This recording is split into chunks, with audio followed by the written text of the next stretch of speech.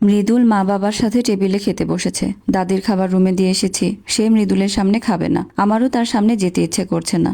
দাদি বলল, দিদি ভাই তুমি খাবে না? তুমি হঠাৎ তুই বলে সম্বোধন করছো, আবার তুমি করে বলছো কেন? তোর দেখি সব দিকেই খেয়াল থাকে, যুবতী কন্যা। আমি বুড়ি মানুষ, যা মনে আসে তাই বলি। ভালো কিছু একটা খেয়ে নিলে ভালো হতো না?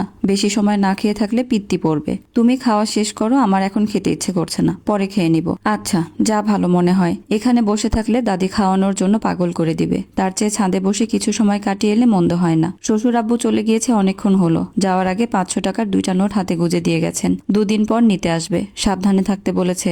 আচ্ছা, নীরবের কি আমার কথা মনে পড়ছে না? রোজ সন্ধ্যায় পড়তে বসলে অন্তত আমার কথা মনে করা উচিত। নীরব আমার সমবয়সী হলে সম্পর্কটা অন্যরকম হতে পারত। কিন্তু ঋতু, নীরব তো ঋতুকে ভালোবাসে। কোনো একদিন ওদের ভালোবাসা পূর্ণতা পাবে। আমার জীবনে কি ভালোবাসা আসবে না তবে? ছাদের এক কোণে মৃদুল দাঁড়িয়ে। লোকটার থেকে পালিয়ে বেড়াতে ইচ্ছে হয়। সে সব সময় সামনে চলে আসে, মোবাইল কানের কাছে ধরে ওদিকে তাকিয়ে আছে। আমাকে দেখতে পায়নি, কারোর সাথে কথা বলছে হয়তো।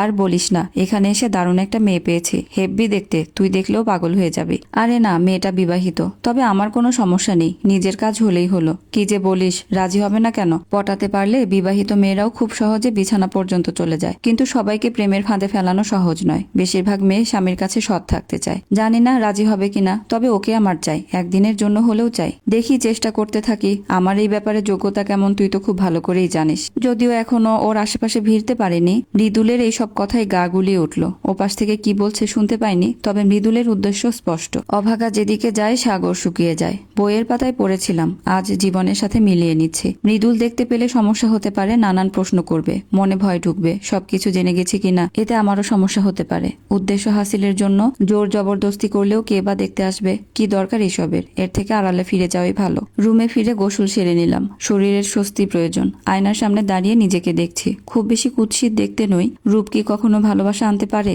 জানা নেই। সারাক্ষণ আয়নার সামনে কি দেখিস? কথা বললে হুঁ হা জবাব দিচ্ছিস। নিজেকে দেখছি, শরীরে মনের কষ্টের ছাপ পড়ে কিনা বোঝার চেষ্টা করছি। বড্ড কঠিন কথা বললে তো দিদি ভাই। তুমি আবার শুরু করেছো? এর থেকে ভালো হয় তুমি আমাকে আপনি করে বলো, তুমি বাদ দিয়ে দাও। তাও মন্দ হয় না। কি বলেন ম্যাডাম? শেষবারের মতো আয়নায় নিজেকে দেখে নিলাম। দুপুরের জন্য রান্না করতে হবে। কড়াইয়ে তেল গরম হচ্ছে। কেটে রাখা বেগুনগুলোতে লবণ হলুদ মাখিয়ে নিচ্ছি। দুপুরের মেনুতে বেগুন ভাজা, মাছের ঝোল, ডাল। মায়ের কাছ থেকে জেনে নিয়েছি, নিজে মাতব্বরি করলে হয়তো কথা শুনতে হবে। সানজিদা, নে ধর। মোবাইল হাতে মা দৌড়ে আসলো, এখনো হাঁপাচ্ছে। কার সাথে কথা বলবো? তোর বর কল দিয়েছে। কি তেজ রে বাবা, নে কথা বল। মায়ের হাত থেকে মোবাইল নিয়ে কানের কাছে ধরলাম। নীরব কল দিবে ভাবতেই পারিনি। কিছু হয়নি তো আবার? হ্যালো, আসসালামু আলাইকুম। ওয়ালাইকুম আসসালাম। কেমন আছো? আপনি বাবার সাথে এলেন না কেন? নাকি ওখানেই থেকে যাবেন? থেকে যাব মনে হয়। ও আচ্ছা, কল কেটে দিল। এত রাগ ওনার জানতামই না। কিছু তুচ্ছ ঘটনা অনেক বড় মন খারাপ দূর করে দিতে পারে। নীরবের সাথে কথা বলার পর বেশ ভালো লাগছে। সেও আমার উপর রেগে আছে। কেন বাবার সাথে বাড়ি ফিরে যায়নি? ছোট মরিচের ঝাল বেশি। একা একা হাসছিস কেন? রান্না করবি না? তাড়াতাড়ি কর। মৃদুলের জন্য পায়েস রান্না করিস। মৃদুলের নাম শুনে গা রিরি করে উঠল। ইচ্ছে করছে পায়েসের মধ্যে বিষ মিশিয়ে দিতে। ওদের মতো ছেলের জন্য ভালোবাসা এত কলুষিত। রান্নার কাজকর্ম শেষ, সকলেই খেতে বসেছে। প্রচন্ড ক্ষুধা পেয়েছিল বলে রান্নার সময় খেয়ে নিয়েছি। আপাতত কোনো কাজ নেই। দাদির খাওয়া শেষ, বিছানায় ঝিমাচ্ছে। দাদি মায়ের ব্যাপারে কিছু বলবে? খুব জানতে ইচ্ছে করছে। রাতে বলবো, এখন কথা বলতে ইচ্ছে করছে না। দাদি সেভাবেই শুয়ে রইল। এই বাড়িতে ভালো লাগছে না। চিরপরিচিত ঘরটাকে কেমন অসহ্য লাগছে। এত সময়ে সকলের খাওয়া শেষ হয়ে গেছে। থালা বাসন ধুয়ে রাখলে মন্দ হয় না। এই বাড়িতে যতক্ষণ আছি সকল কাজ আমাকেই করতে হবে। অলস সময়টা পার করা দরকার। বাবার খাওয়া শেষে চা খাওয়ার অভ্যাস আছে। 1 কাপ চা বানিয়ে দিতে ইচ্ছে করলো। শত হলেও এই মানুষটাই আমার বাবা। উনি তো আর মাকে ছেড়ে দেননি, বরং মা চলে যাওয়ার পর আমাকে নতুন মা এনে দিয়েছেন। সব বাবারাই শাসন করে, তবে তাতে ভালোবাসা লুকিয়ে থাকে। খালুজান, সানজিদা কিন্তু মারাত্মক সুন্দরী। চাইলে এর থেকেও বেশি দামে বিক্রি করতে পারতেন। 5 লাখ টাকাই বা কম কিসে? তার ওপর 25,000 উপরই পাওনা। এই ভালো।